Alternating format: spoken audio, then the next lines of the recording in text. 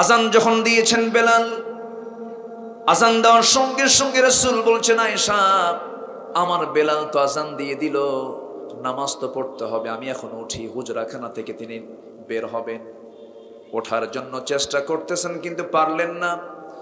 নবীজি উঠতে নেই, পড়ে যেতে নিলেন। আম্মা জান আয়েশা তাকে ধরে ফেললেন আর বললেন, ইয়া রাসূলুল্লাহ আপনি তো একা যেতে পারবেন না মনে হয়। রাসূল বলছেন, আয়েশা রে বুঝতে পেরেছি আমার বুঝি আর জামাতে নামাজ আদায় হবে না, তুমি আমার আবু বকরকে বলে দাও, তোমার আব্বাকে ডেকে বলে দাও তোমার আব্বা যেন আমার মুসাল্লায় দাঁড়ায়া আমার দায়িত্বটা পালন করে। রাসূল এর মধ্যে আরেকটা ইঙ্গিত বুঝাইয়া দিলেন, আমার মুসাল্লায় যে আবু বকর দাঁড়াবে আমার মৃত্যুর পরে সে আবু বকর আমার রাষ্ট্র চালাবে। যখন সুবহানাল্লাহ। রাসূল নেতৃত্ব তৈরি করেছেন নামাজ বাদে না নামাজ আগে, নামাজ নামাজ নামাজ থেকে নেতৃত্ব তৈরি করেছেন। আমার নবীজি যখন তিনি বলে দিলেন, নবীর মুসাল্লায় যখন সাইয়েদনা আবু বকর দাঁড়ায় গেছেন, সাহাবায়ে কেরামদের মধ্যে কান্নার রোল পড়ে গেছে, সব সাহাবীরা কাঁদতে কাঁদতে বেকরার হয়ে যাচ্ছেন। আমার নবীজি বলছেন, ও আমার আয়েশা আমাকে একটু জানালার কাছে নিয়ে যাও। জানালার কাছে নিয়ে যাওয়া হলো। নবীজি উকি মেরে সাহাবায়ে কেরামদের নামাজের দৃশ্যগুলো যখন দেখছিলেন, সেই সময় নবীজির চোখের কোনা বেয়ে বেয়ে টপ টপ করে পানি পড়ছিল।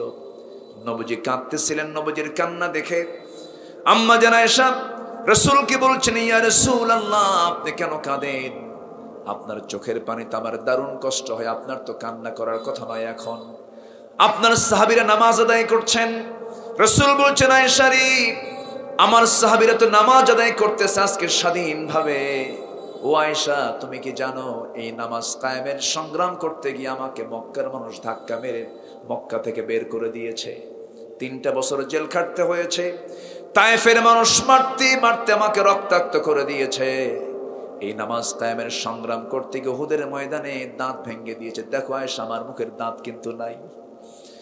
খন্দকের পরিখা খনন করতে গিয়া ওরে আয়েশা আমার কোমরটা কুঁজো হয়ে গেছে, আজ পর্যন্ত কোমর সোজা করে দাঁড়াতে পারি না। আয়েশা এত কষ্টের মধ্য দিয়ে আমার সাহাবীদের জীবন উৎসর্গের মধ্যে দিয়ে যে নামাজটা কায়েম হয়েছে। আউযু বিল্লাহি মিনাশ শাইতানির রাজীম। বিসমিল্লাহির রাহমানির রাহিম।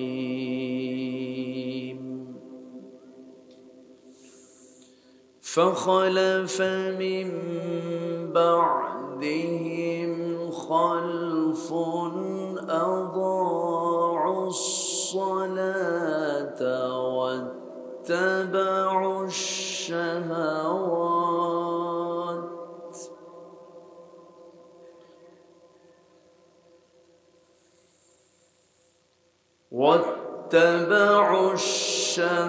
الشهوات فسوف يلقون غيا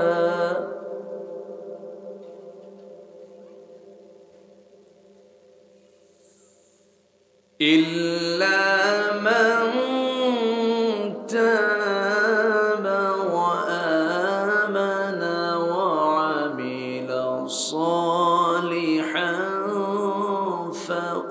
فأولئك يدخلون الجنة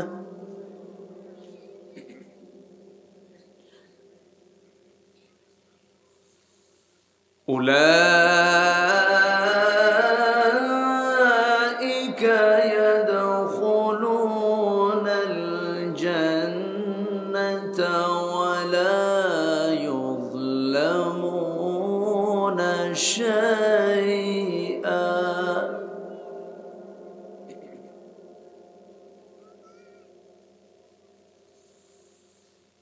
جنات عدن التي وعد الرحمن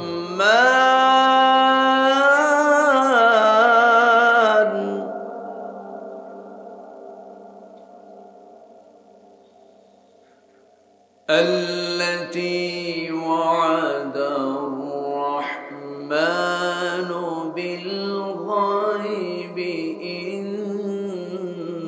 إنه كان وعده مأتيا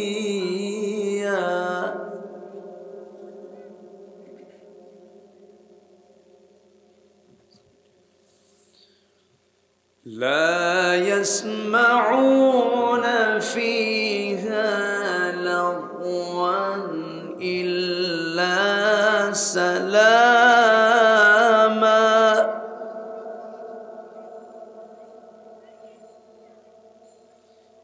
ولهم رزقهم فيها بكرة وعشيا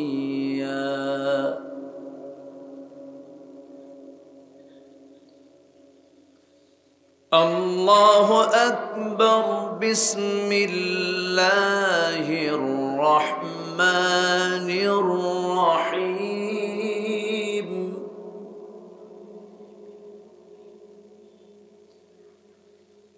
إن الله وملائكته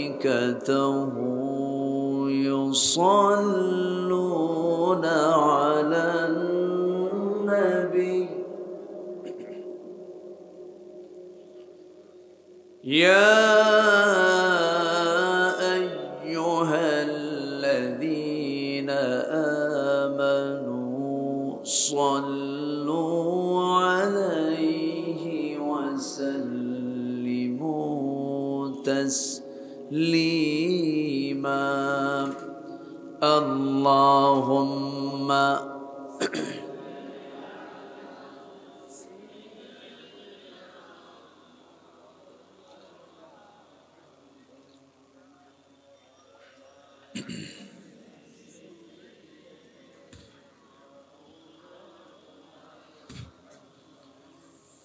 একটু মহব্বত দিয়ে নবীর প্রেমে মাতোয়ারা হয়ে জবান খুলে সবাই বলুন আল্লাহুম্মা সাল্লি আলা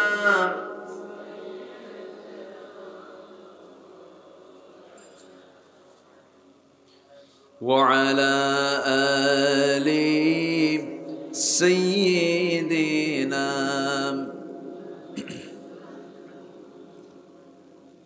সবাই বলুন বালাগাল উলা বিকামালিহি কাশাফাত তুজা বিজামালিহি হাসুনাত জামিউ খিসালিহি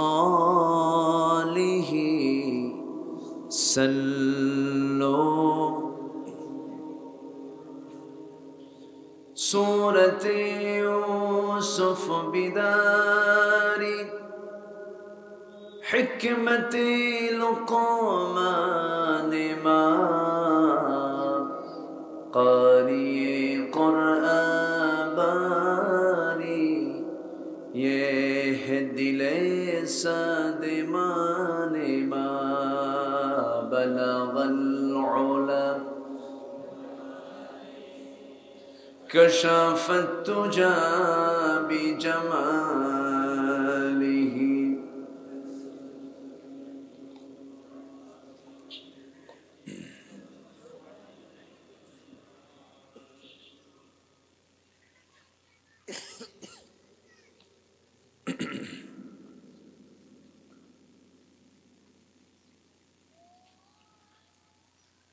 কুমিল্লা অঞ্চলের কুমিল্লা জেলার লালমাই উপজেলার কাপাসতলা উত্তরপাড়া জায়ে মসজিদ এবং যুব সমাজ কর্তৃক আয়োজিত তৃতীয় বার্ষিকী তাফসীরুল কুরআন মাহফিল 2024 22 ফেব্রুয়ারি অনুষ্ঠিত আজকের এই মহৎ আয়োজনের সম্মানিত সুযোগ্য সভাপতি বাকই উত্তর ইউনিয়ন পরিষদের সম্মানিত চেয়ারম্যান মহোদয় জনাব মিজানুর রহমান আজকের প্রোগ্রামের বরেণ্য অতিথি হযরত উলামায়ে কেরাম, বিশেষ করে আমার পূর্বে কথা বলেছেন নন্দিত আলেমে দ্বীন, বিশিষ্ট ইসলামী চিন্তাবিদ হাফেজ মুফতি মাওলানা ইব্রাহিম খলিল হাফিজাহুল্লাহ, উপস্থিত হযরত উলামায়ে কেরাম, ফদলাইজাম, সুশীল সমাজ, জাতির শ্রেষ্ঠ সন্তান, শিক্ষক মণ্ডলী, আজকের মাহফিলের প্রধান আকর্ষণ যাদেরকে নিয়ে আজকের এই সাজানো গোছানো বর্ণাঢ্য আয়োজন, তাওহীদের পতাকাবাহী, কালেমার ঝান্ডাবাহী, দ্বীন ইসলামের নরসারদুল বীর মুজাহিদ, প্রাণ প্রিয় সম্মানিত দ্বীনি ভাইরা, আড়ালে বসে আছেন শ্রদ্ধেয়া সম্মানিতা মা বোনেরা। আলোচনার সূচনায় আনুষ্ঠানিকতার মধ্য দিয়ে আমার পক্ষ থেকে আবারও দিল খোলা সালাম, আসসালামু আলাইকুম ওয়া রাহমাতুল্লাহি ওয়া বারাকাতুহু।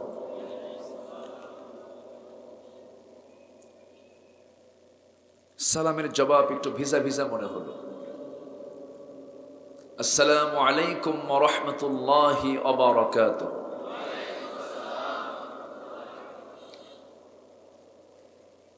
সবাই কেমন আছেন? জি, আল্লাহ তাআলা আমাকেও আপনার মতোই রেখেছেন, আলহামদুলিল্লাহ। 24টি ঘন্টার ভিতরে সবচাইতে যেটা বেশি ব্যস্তপূর্ণ সময়, মানুষ যে সময় অন্য কোনো কাজে ব্যস্ত থাকে, বিকেলবেলা মানুষ সাধারণত খেলাধুলা, চিত্ত বিনোদনমূলক অন্য কোনো কাজে বাজারে, হাটে ঘাটে, মাঠে থাকে ব্যস্ত। কিন্তু ঠিক এই সময় আমরা যারা আসতে পেরেছি, কোরআনের টানে যিনি আমাকে আপনাকে আসার বসার তৌফিক দিলেন, সেই মহান জাল্লা শানুহুর দরবারে আমরা সবাই লাখ কোটি সাজুদ শুকর আদায় করি। মুহাব্বাতান জোরালো কণ্ঠে বলছি আলহামদুলিল্লাহ। বক্সটা একটু ঘুরে দেওয়া যায় না? একটু কি ঘুরে দেওয়া যায় না? সবাই শুকর আদায় করছি, বলছি আলহামদুলিল্লাহ। চিৎকার মেরে বলছি আল্লাহুম্মা ইন্নী আসআলুকা আল হুদা ওয়াত তুকা ওয়াল আফাফা ওয়াল গিনা। সবাই বলি আল্লাহুম্মা লাকা আসলামতু ওয়া বিকা আমানতু ওয়া আলাইকা তাওয়াক্কালতু ওয়া ইলাইকা আনাবতু ওয়া বিকা খাসামতু। আমরা আল্লাহ তাআলার শুকর আদায় করে নিলাম। আমার কথাটা বোঝে নাই? এই বক্সটা একটু আমার কানে দেওয়া যায়?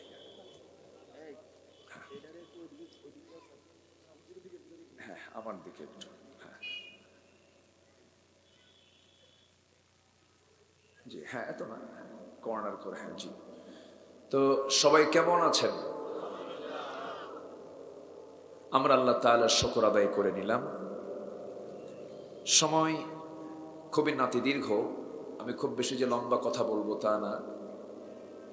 তবে যেখান থেকে আমি আলোচনা শুরু করেছি তেলাওয়াত দিয়ে, সেই তেলাওয়াতকৃত আয়াতগুলোকে সামনে রেখে কিছু কথা আমি বলতে চাচ্ছি। ওয়ামা তাওফীকি ইল্লা বিল্লাহ আলাইহি তাওয়াক্কালতু ওয়া ইলাইহি উনীব।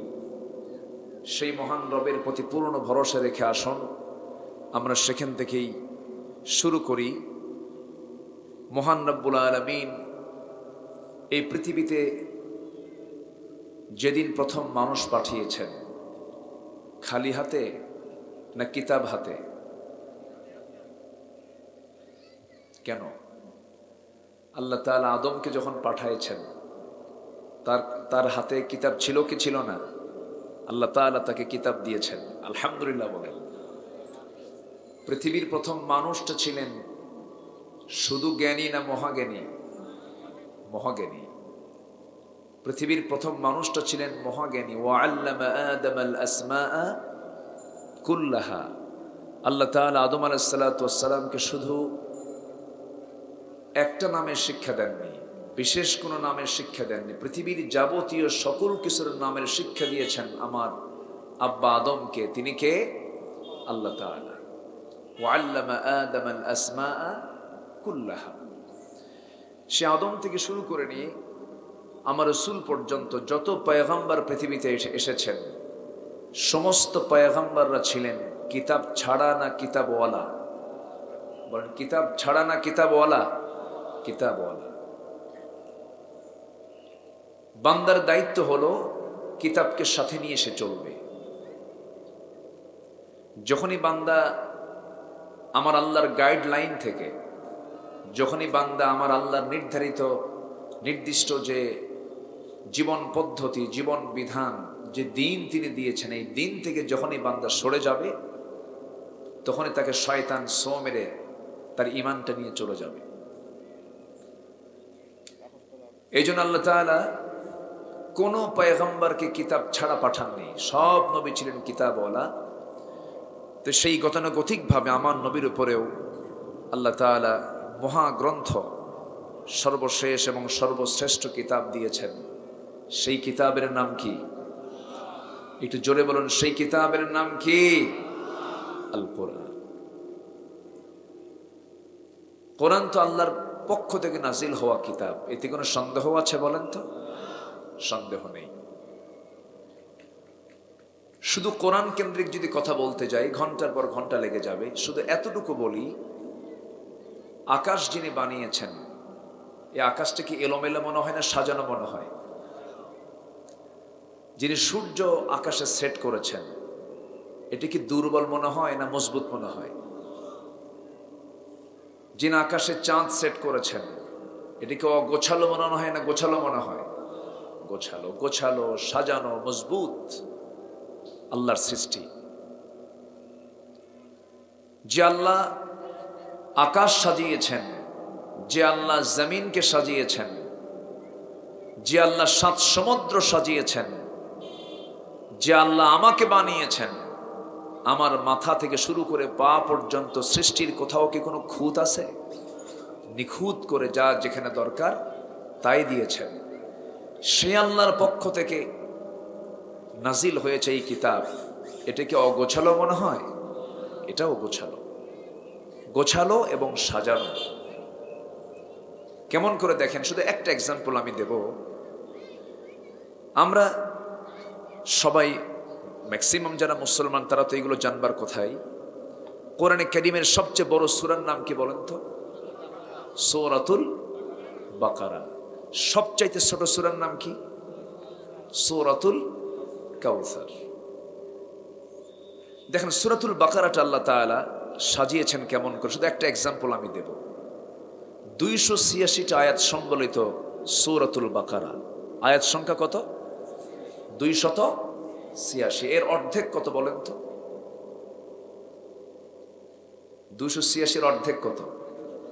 143। মনে মনে ভাবতেছেন, হুজুর শুনতে আসলাম ওয়াজ, আপনি অঙ্ক শিখেন কেন?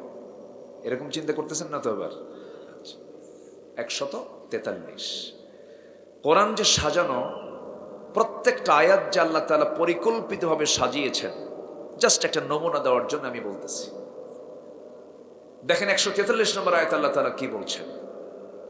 আল্লাহ রাব্বুল আলামিন বলেন, وَكَذَلِكَ جَعَلْنَاكُمْ أُمَّةً وَسَطًا لِتَكُونُوا شُهَدَاءَ عَلَى النَّاسِ وَيَكُونَ الرَّسُولُ عَلَيْكُمْ شَهِيدًا। আমি এমনই করে তোমাদেরকে মধ্যম জাতি করে দুনিয়াতে পাঠিয়ে দিয়েছি। আমরা জাতি হিসাবে প্রথম নয়, শেষও নয়। আমরা জাতি হিসাবে মধ্যম জাতি। কে বলেছেন? এবং আল্লাহ তাআলা আয়াতটাও সেট করেছেন, শেষেও নয় প্রথমেও নয়, শেষ সেট করেছেন কোথায়? ঠিক মাঝখানে মধ্যমে সেট করেছেন। আল্লাহ রাব্বুল আলামিন অর্থের সাথে সঙ্গতি রেখে প্রত্যেকটা আয়াত, প্রত্যেকটা বাক্য, প্রত্যেকটা শব্দ, প্রত্যেকটা অক্ষর পর্যন্ত সব সাজিয়ে গুছিয়ে কোরআনটাকে সেট করেছেন। ইন্নী রাআইতু আহাদা আশারা কাওকাবান ওয়াশ-শামসা ওয়াল-কামারা রাআইতুহুম লি সাজিদিন। ইউসুফ আলাইহিস সালাতু ওয়াস সালাম স্বপ্নের মধ্যে দেখতে পেলেন, তার পিতাকে বলছেন, ও আমার পিতা, আমি ওর স্বপ্নের মধ্যে দেখতে পেলাম 11টা নক্ষত্র। কয়টা নক্ষত্র বলেন? 11টা নক্ষত্র। ইন্নী রাআইতু আহাদা আশারা কাওকাবা, এই বাক্যটা লিখতে এর মধ্যে নক্তার সংখ্যাও 11টা। জোরে বলি সুবহানাল্লাহ। এরকম করে সংখ্যা তথ্যের এক অপূর্ব সমন্বয় রেখে কোরআনের মতো কোরআন রচনা করা পৃথিবীর কোনো মানুষের পক্ষে সম্ভব না। জোরে বলেন সুবহানাল্লাহ। এরপরে কোরআন গতানুগতিক শুধু ধর্মীয় কিতাব বললে ভুল হবে। এর মধ্যে ভূগোল আছে, জিওগ্রাফি আছে, এর মধ্যে নভমণ্ডল নিয়ে কথা আছে, সমুদ্র নিয়ে কথা আছে, ফিজিক্স আছে, কেমিস্ট্রি আছে, ম্যাথ আছে, বায়োলজি আছে, পলিটিক্স আছে। এমন কোন জিনিস নাই, এমন কোন দিক নাই, বিভাগ নাই যার মধ্যে বাদ পড়েছে। জোরে বলেন সুবহানাল্লাহ। সেই কালামে হাকিম থেকে এই সামান্য সময়ে আমি জাস্ট একটা বলা চলে যে একটা দরিয়ার ভিতর থেকে এক ফোঁটা পানি তোলার মতো বিশাল আলোচনা আল্লাহর কালামের। তো সূরা মারিয়াম থেকে আমি 2-3টা আয়াত আমি তেলাওয়াত করেছি। কোরআনে কারিমে আল্লাহ তাআলা একাধিক পুরুষের নামে সূরা নাজিল করেছেন, পুরুষের নাম এসেছে। কিন্তু কোরআনে কারিমে শুধু একমাত্র একজন নারীর নাম কোরআনে উল্লেখ আছে। তিনি কে? মারিয়াম। শুধু তার নাম না, তার বাবার নামটাও আছে। তার বাবা হচ্ছেন ইমরান। সূরা আলী ইমরান। তার বাপ এক সূরা দখল করছে, বেটি আরেক সূরা দখল করছে। তাহলে সম্মান কি তাদের কম? আসতে বলে, সম্মান কি তাদের কম? বিশাল সম্মান। সম্মানিত ভাইয়েরা, মারিয়াম তার জীবন থেকে আমার আলোচনার উদ্দেশ্য নয়। সূরা মারিয়ামের 58 এবং 59 নম্বর আয়াত, এই দুটো আয়াতকে যদি কোনো বান্দা ফলো করে, আল্লাহ তাআলা নিজ হাতে ওই বান্দাকে জান্নাত তুলে দিবেন। জোরে বলি সুবহানাল্লাহ। আমরা যত কিছুই করি না কেন, একটা লক্ষ্য থাকে না? যেরকম ব্যবসা করি যেন লাভ করতে পারি, যে কোনো জিনিস আমরা করতে গেলে আমরা লাভ লসটা কিন্তু আগে চিন্তা করি। একটা লক্ষ্য, একটা টার্গেট নিয়ে আমরা এগিয়ে চলি। আমাদের কিন্তু জীবনের একটা লক্ষ্য আল্লাহ তাআলা দিয়ে দিয়েছেন। সে লক্ষ্যটা হলো, আমাদের লক্ষ্য থাকতে হবে আমরা জান্নাত পেতে চাই না জাহান্নাম পেতে চাই? বলেন, জান্নাত পেতে চাই না জাহান্নাম পেতে চাই? জান্নাত। এই জান্নাত পেতে হলে গতানুগতিক কাজ করলে হবে না। জান্নাত যেমন স্পেশাল, আমাকে কাজ করতে হবে কি স্পেশাল। জান্নাত যেমন এটা বিশেষ জায়গার নাম, আমাকেও হতে হবে একজন বিশেষ ব্যক্তি। জান্নাত একটা অকল্পনীয়, যেটা কল্পনাও করা যায় না, এমন একটা দামি জায়গা। জাস্ট এক্সাম্পল, জান্নাতের একটা কোড়া রাখার জায়গা, একটা লাঠি রাখার জায়গা, খায়রুদ দুনিয়া ওয়া মা ফিহা, দুনিয়া এবং দুনিয়ার মাঝে যা কিছু আছে তার চাইতে বেশি দামি। তাহলে এই অকল্পনীয় এত বড় একটা জান্নাত আল্লাহ তাআলা আমার হাতে দিবেন, আমি নরমাল হলে হবে না, বিশেষ হতে হবে। আসতে বলে, নরমাল না বিশেষ বান্দা হতে হবে? বিশেষ বান্দা হতে হবে। বিশেষ বান্দার বৈশিষ্ট্য কি? সুদ খাওয়া? আসতে কয়। জেনার কারবার করা, চুরি করা, ডাকাতি করা, বান্দার হক নষ্ট করা, বনের সম্পত্তি মেরে খাওয়া, মিথ্যা কথা বলা, চগলখড়ি করা, মানুষকে ঠকানো, খুন করা, তাহলে এগুলো কি বিশেষ ব্যক্তির কাজ না জঘন্য ব্যক্তির কাজ? জঘন্য ব্যক্তি কোথায় যাবে? আসতে কোথায় যাবে? জাহান্নামে। আমার কথা কি বুঝতে কষ্ট হচ্ছে না তো আপনাদের? বলি আলহামদুলিল্লাহ। কুমিল্লার মানুষ ধর্মপ্রিয়, দিন প্রিয়, এবং কুমিল্লার আলেম গোটা পৃথিবীতে ছড়িয়ে ছিটিয়ে আছেন। বলি আলহামদুলিল্লাহ। কুমিল্লা, নোয়াখালী এই দুই জেলায় যত আলেম আছে গোটা বাংলাদেশে অত আলেম নেই। আমি কি মনে হয় আপনাদের কষ্ট দিয়ে কথাগুলো বললাম নাকি? খুশি হয়েছেন তো? সম্মানিত ভাইয়েরা, তো সেই জেলায় মাহফিল করতে আসলে অনেক এখানে সচেতন মানুষ আছেন। আমাদের একটা লক্ষ্য থাকতে হবে। আমরা আমাদের বাপের ভিটায় ফিরে যেতে চাই। আমাদের বাপের ভিটা হলো জান্নাত। আমাদের বাপের ভিটা কি বলেন? জান্নাত। আদম আলাইহিস সালাম কোন জায়গা থেকে আসছেন? জান্নাত থেকে আসছেন। সেই জান্নাত যদি আমরা ফিরে পেতে চাই, আমাকে টিকিট কাটতে হবে জাহান্নামের না জান্নাতের? আমাকে চড়তে হবে কোন ট্রেনে? বলেন কোন ট্রেনে? জান্নাতের ট্রেন। আপনি যদি চিটাগাংয়ের দিকে রওনা দেন, আপনি কি ঢাকা পাবেন? পাবেন না। আপনি যাবেন ঢাকা, কিন্তু টিকিট কাটছেন চিটাগাংয়ের, আপনি যাবেন কোথায়? ঢাকা। হবে না তো। আমাকে সুন্দর করে এই চিঠিখানা আমাকে আগে আত্মস্থ করতে হবে, এটাকে বুঝে শুনে আগে পড়তে হবে, উত্তর রেডি করতে হবে, নিজেকে প্রস্তুত করতে হবে জান্নাতের জন্য। আমাকে হতে হবে সাধারণ না বিশেষ? বিশেষ হতে হবে। সাধারণ হয়ে জান্নাত পাওয়া যাবে না। মন যা চায় তাই বলি আমি জান্নাত পাবো না। জান্নাত পেতে হলে আল্লাহ রাব্বুল আলামিন বলেছেন, বান্দা আমি তোকে আগে ভয়ের কথা জানিয়ে দিচ্ছি, শোন রে বান্দা। এমন কিছু আমল আছে যে বদ আমলগুলো বান্দা তুই করলে পরে শুধু জাহান্নাম দিয়ে আমি ক্ষান্ত হব না, আমি তোকে জাহান্নামের বিশেষ গর্তের মধ্যে আমি তোকে ঢুকাবো, যে গর্তটাকে জাহান্নাম পর্যন্ত ভয় পায়। আল্লাহ রাব্বুল আলামিন সূরা মারইয়ামের 59 নম্বর আয়াতে বলছেন, فخلف من بعدهم خلف أضاعوا الصلاة واتبعوا الشهوات فسوف يلقون غيا। ওই সমস্ত বান্দার জন্য আমি আল্লাহ রাব্বুল আলামিন শুধু জাহান্নাম না, জাহান্নামের গর্ত, গাই নামক গর্তের মধ্যে আল্লাহ রাব্বুল আলামিন তাকে ঢুকাবেন। যে সমস্ত বান্দাগুলো দুনিয়ার জিন্দেগিতে দুইটা কাজ করে এসেছে, দুইটা নোংরা কাজ করে এসেছে। এক নাম্বার হলো যে বান্দা এই দুনিয়ার জিন্দেগিতে নামাজকে নষ্ট করেছে। এক নাম্বার কি নষ্ট করেছে? নামাজ নষ্ট। এখানে তাফসীর আসছে দুরকম অর্থ। একটা হলো যারা নামাজ পড়ে কিন্তু তাদের নামাজটা নষ্ট হয়ে যায়, এক। আরেকটা হলো যারা নামাজে হাজিরই হয় না। আমার দেশে এই মুহূর্তে মসজিদ বেশি না মুসল্লি বেশি? বলেন। মসজিদই বেশি, মুসল্লি কিন্তু নাই। আমার বন্ধুগণ, অথচ 18 কোটি মুসলমানের দেশ বাংলাদেশ। ফজরের সময় যদি মসজিদে খবর না হয়, দেখা যায় মাঝে মাঝে মসজিদের মুসল্লি মোট 3 জন ফজর নামাজের সময়। একজন হলেন ইমাম, নাম্বার 2 হলো মুয়াজ্জিন, নাম্বার 3 হলো খাদেম। এছাড়া কোনো মুসল্লি নাই। আমার ভাইরা,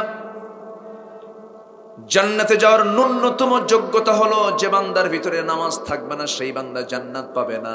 খবর বান্দার মধ্যে নাই, সেই বান্দা খোঁজে, আল্লাহ আমার তুমি জান্নাত দাও। আমার বন্ধুগণ, সবচাইতে বড় অপরাধ আল্লাহর কাছে যে ব্যক্তি নামাজটা ছেড়ে দেয়।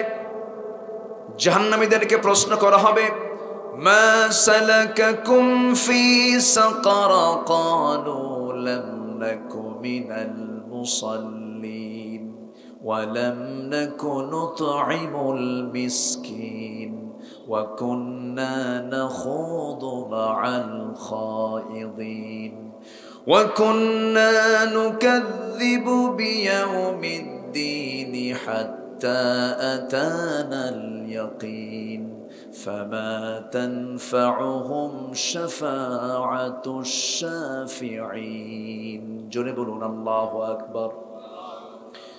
ও জাহান্নামীরা, আজকে তোমরা জাহান্নামে কেন? জাহান্নামীরা বলবে, এই দুনিয়াতে আমরা 4টা কাজ করে আসি নাই। আজান শুনেছি, 1 নম্বরে আজান শুনেছি, কিন্তু নামাজে যাই নাই। এই জন্য আজকে আমরা সাকার নামক দোজখের মধ্যে আজকে আমরা ঢুকে আছি।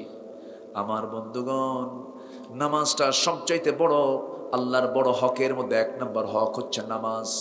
আল্লাহ বান্দার উপরে সবচাইতে বেশি রাগ করেন সেই সময় যখন বান্দা কি আদায় না করে, কি আদায় না করে, নামাজ আদায় না করে। সেই মিটিংয়ে যাওয়া হারাম, সেই জনসভায় যাওয়া হারাম, যে জনসভায় নামাজের কর্মসূচি নাই সেই নেতৃত্ব মানা যাবে না, সেই নেতার নেতৃত্ব কখনো গ্রহণ করা যাবে না। যে নেতৃত্বে নামাজ নাই, যে নেতৃত্বে তোমার হাতে মদের বোতল তুলে দেয়, নারী তুলে দেয়, অনিয়ম দুর্নীতি করার জন্য তোমাকে প্ররোচিত করে, তোমাকে ইয়াবা তুলে দেয়, তোমাকে চরিত্রহীন বানায় ফেলে, ওই সমস্ত নেতৃত্বের মুখে আমরা জুতা মারি, থুতু মারি।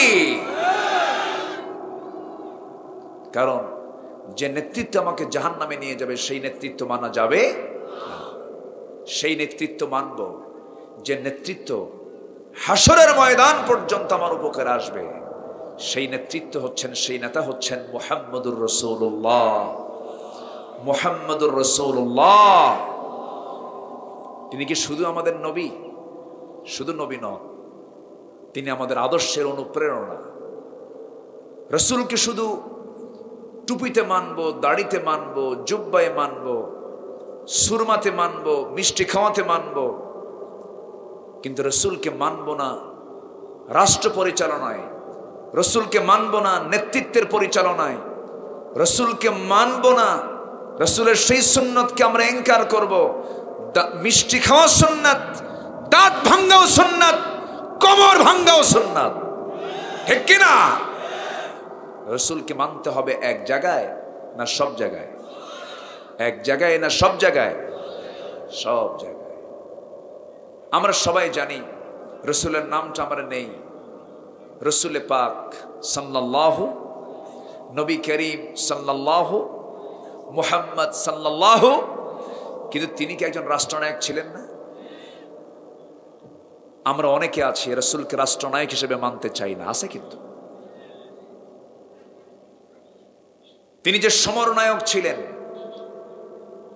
অনেকে এটা মানতে চাই না। আমার নবীজি 12 লক্ষ বর্গমাইলের যে রাষ্ট্রপ্রধান হলেন, শুধু দোয়া করে, কত ত্যাগ তিতিক্ষার মধ্য দিয়ে, বদর পাড়ি দিয়ে, উহুদ পাড়ি দিয়ে, খন্দক পাড়ি দিয়ে, সব কিছু পাড়ি দিয়ে, সাহাবীদের ত্যাগ এবং কুরবানির ভিতর দিয়ে একটি সফল রাষ্ট্রের জন্ম দিয়েছেন আল্লাহর সাহায্যে মুহাম্মদ সাল্লাল্লাহু আলাইহি ওয়াসাল্লাম। রাসূলকে সেইভাবে সব জায়গায় মানতে হবে, নচেত সেই দিন প্রতারকের মামলা খেতে হবে কার আদালতে? প্রতারকের মামলা খেতে হবে কার আদালতে? আল্লাহর আদালতে।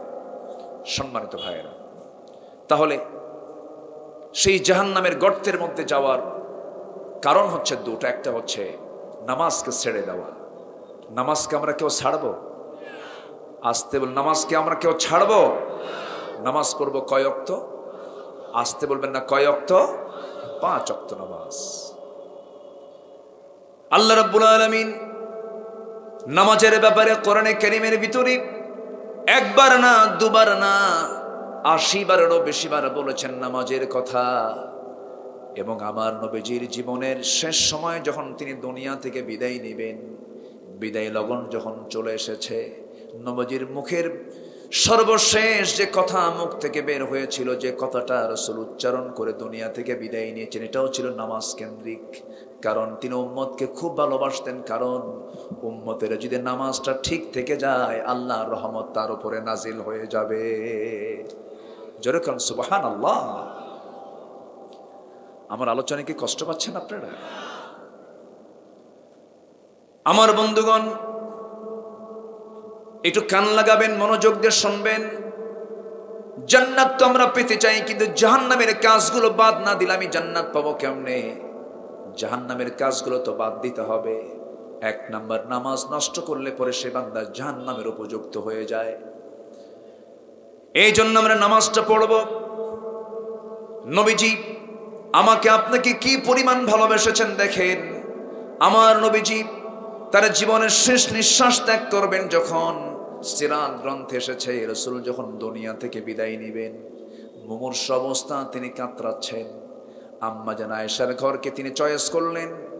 ঘরের মধ্যে ঢুকিয়ে বলছেন, আয়েশা রে, প্রচন্ড জ্বর এসেছে, মাথা ব্যথা হচ্ছে আমার নবীজির মৃত্যুর পূর্বে তার দেহের মধ্যে বিষক্রিয়া দেখা দিয়েছিল।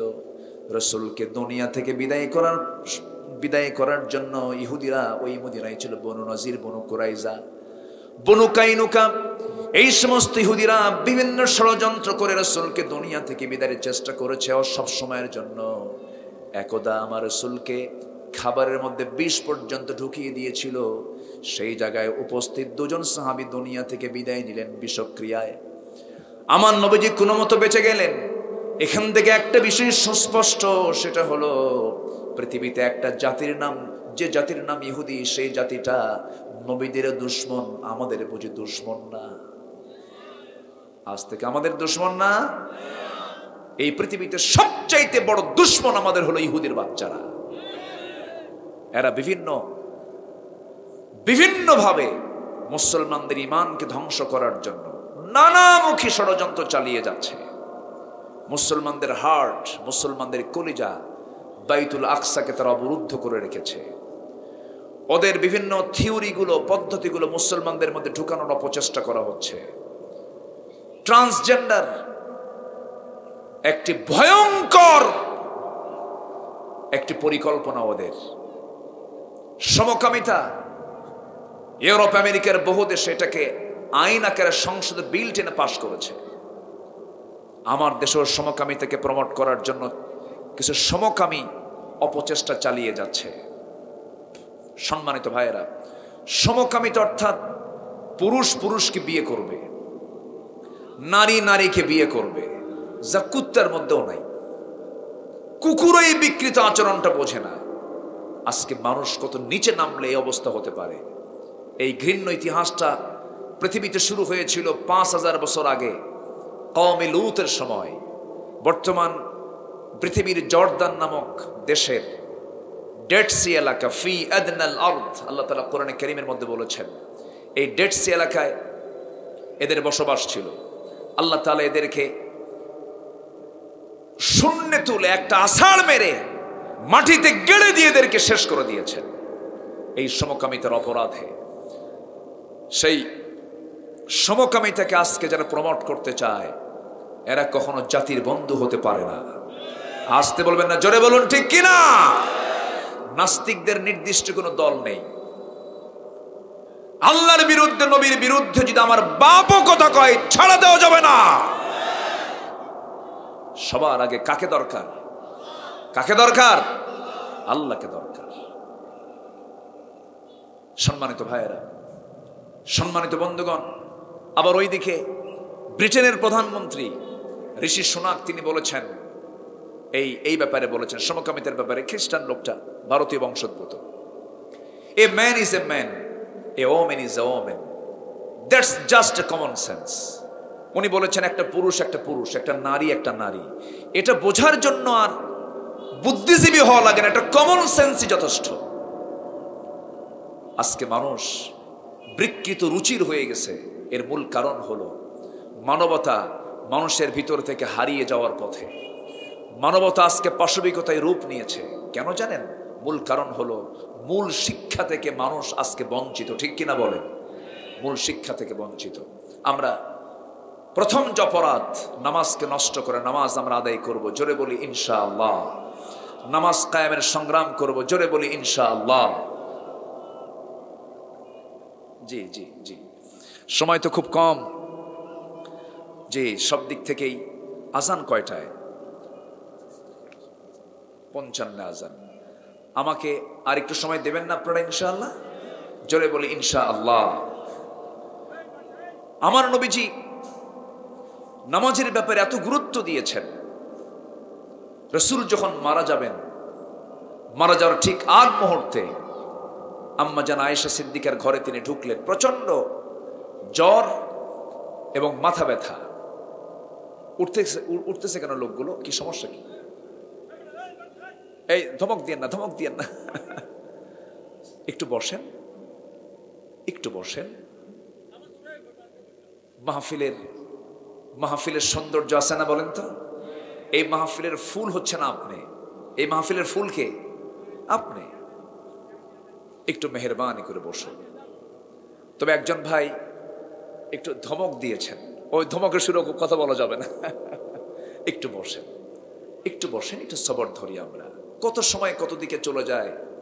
যদি মন বলে যে মাহফিলে বসতে মন চাচ্ছে না, ভাবতে হবে কিনা ওয়াসওয়াসা দেওয়ার জন্য শয়তান থাকতে পারে কিনা বলেন? থাকতে পারে। একটু বসেন, একটু সবর ধরে। যে একটু অন্ধকার হয়ে গেছে, একটু লাইট থাকলে ভালো হতো। যাই হোক, আমার নবীজি দুনিয়া থেকে বিদায় নেওয়ার আগ মুহূর্তে আম্মা জান আয়েশা তার ঘরে তাকে শোয়ায় রেখেছেন। আজান হয়ে গেছে। দেখেন নবীজির কি টান আজানের, নামাজের দিকে কি তার আগ্রহ। আজান যখন দিয়েছেন বেলাল, আজান দেওয়ার সঙ্গে সঙ্গে রাসূল বলছেন, আয়েশা আমার বেলাল তো আজান দিয়ে দিল, নামাজ তো পড়তে হবে, আমি এখন উঠি। হুজরাখানা থেকে তিনি বের হবেন, ওঠার জন্য চেষ্টা করতেছেন কিন্তু পারলেন না। নবীজি উঠতে নেই, পড়ে যেতে নিলেন। আম্মা জান আয়েশা তাকে ধরে ফেললেন আর বললেন, ইয়া রাসূলুল্লাহ আপনি তো একা যেতে পারবেন না মনে হয়। রাসূল বলছেন, আয়েশা রে, বুঝতে পেরেছি আমার বুঝি আর জামাতে নামাজ আদায় হবে না। তুমি আমার আবু বকরকে বলে দাও, তোমার আব্বাকে ডেকে বলে দাও, তোমার আব্বা যেন আমার মুসাল্লায় দাঁড়ায়া আমার দায়িত্বটা পালন করে। রাসূল এর মধ্যে আরেকটা ইঙ্গিত বুঝায় দিলেন, আমার মুসাল্লায় যে আবু বকর দাঁড়াবে, আমার মৃত্যুর পরে সে আবু বকর আমার রাষ্ট্র চালাবে। যেরকম সুবহানাল্লাহ। রাসূল নেতৃত্ব তৈরি করেছেন নামাজ বাদে না, নামাজ আগে। নামাজ থেকে নেতৃত্ব তৈরি করেছেন। আমার নবীজি যখন তিনি বলে দিলেন, নবীর মুসাল্লায় যখন সাইয়েদনা আবু বকর দাঁড়ায় গেছেন, সাহাবে কেরামদের মধ্যে কান্নার রোল পড়ে গেছে। সব সাহাবীরা কাঁদতে কাঁদতে বেকরার হয়ে যাচ্ছেন।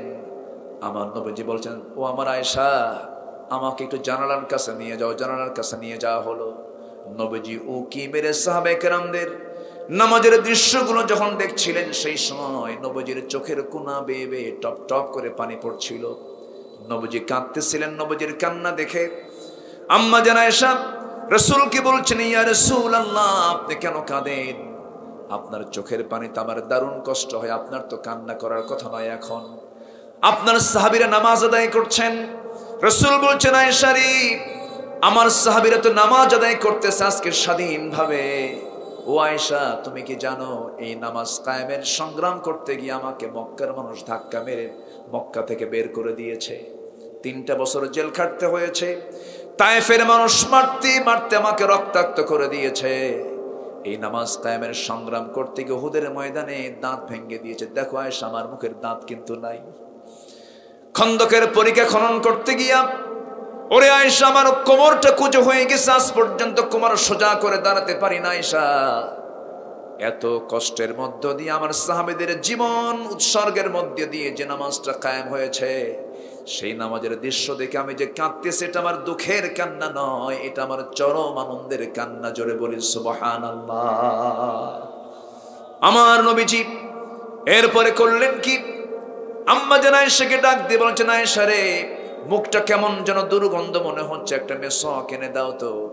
মেসওয়াকের জন্য যখন বলা হলো, মেসওয়াক এনে দেওয়া হলো। মেসওয়াকটা চাবায়া চাবায়া নবীর হাতে দিচ্ছেন।